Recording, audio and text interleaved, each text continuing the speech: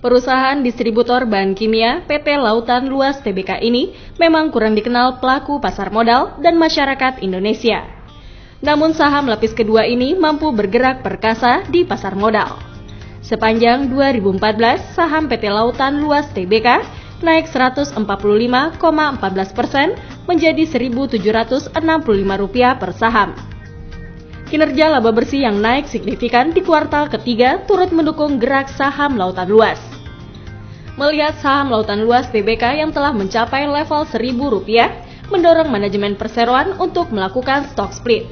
Langkah ini dilakukan agar saham Lautan Luas juga dapat terjangkau oleh investor pasar modal. Perseroan juga mendapatkan sentimen positif dari investasi di industri kimia diperkirakan mencapai 7 miliar US dollar pada 2014 hingga 2017. Dengan melihat kondisi itu juga mendukung prospek bisnis Lautan Luas ke depan. Lalu apa saham Lautan Luas dapat menjadi pilihan pelaku pasar? Bagaimana rekomendasi saham Lautan Luas? Berikut wawancara liputan6.com dengan analis PT First Asia Capital Tbk David Sutianto.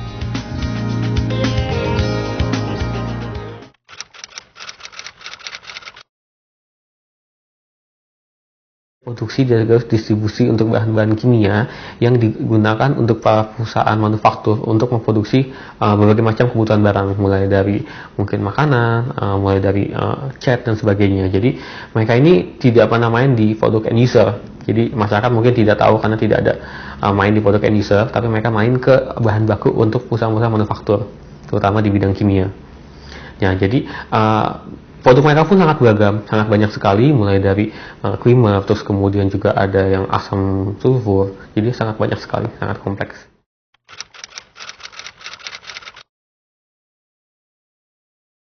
Ya, pergerakan sangat positif sekali ya, karena di tahun 2014 ini mereka bukan laba yang cukup baik ya. EPS mereka pada kuartal ketiga itu naik jadi 190, kemudian diproyeksikan bisa sampai 250 hingga akhir tahun, dan itu mencerminkan mereka bisa berdagangkan dengan harga yang saat ini aja yang di 1.800-an itu PI sekitar 8 kali. Itu sangat murah sekali karena kenapa? Mengingat PI industrinya mereka itu bisa di 20-an kali, dan PI IHSG sendiri masih sudah berada di level 16-17 kali. Jadi emiten ini masih sangat murah.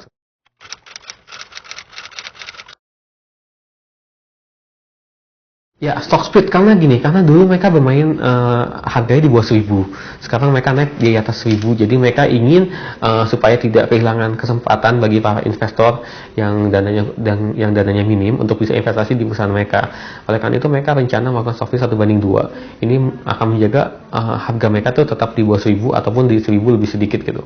Dan aku rasa itu positif ya, karena nanti bisa meningkatkan mereka punya likuiditas.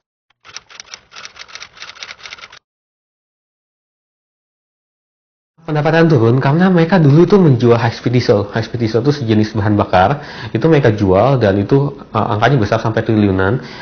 Akan tetapi itu mereka sadar kalau marginnya kecil dan tidak segitu sesuai dengan resiko yang mereka hadapi. Oleh karena itu mereka sejak tahun ini itu sejak akhir tahun 2013 itu tidak menjual produk itu lagi, sehingga pendapatan mereka pasti turun. Karena tuh minyak itu kan perputaran besar, tapi kan marginnya kecil. Akan tetapi ini ditunjukkan dengan membaikkan margin mereka dan labanya meningkat gitu. Jadi menurutku tidak masalah keputusan mereka untuk tidak menjual high speed diesel selama mereka masih dapat menjaga marginnya untuk lebih tinggi dan juga mereka dapat membuka laba yang lebih baik.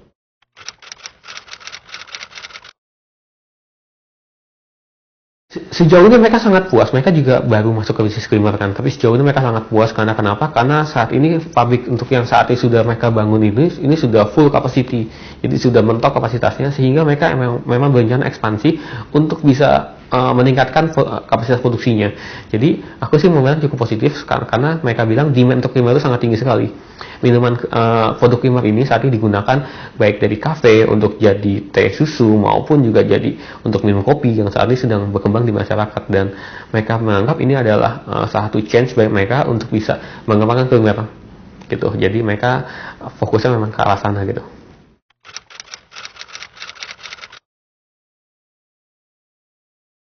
Ya, sejauh ini kinerja mereka cukup positif ya, apalagi dengan tahun 2014 di mana nilai kurs tidak terlalu bergerak banyak ya, hanya kisaran 11.000 12.000, aku rasa cukup stabil. Mereka cukup baik. Jadi proyeksi labanya mungkin EPS 250 itu mungkin bisa tercapai, karena kalau aku lihat industri mereka itu cenderung cukup stabil ya, karena pesaingnya juga minim dan industrinya juga membutuhkan skill yang cukup tinggi untuk bergerak di bidang industri ini gitu. Jadi ini bukan red ocean tapi masih dalam bentuk blue ocean kalau secara bahasa strategi marketingnya.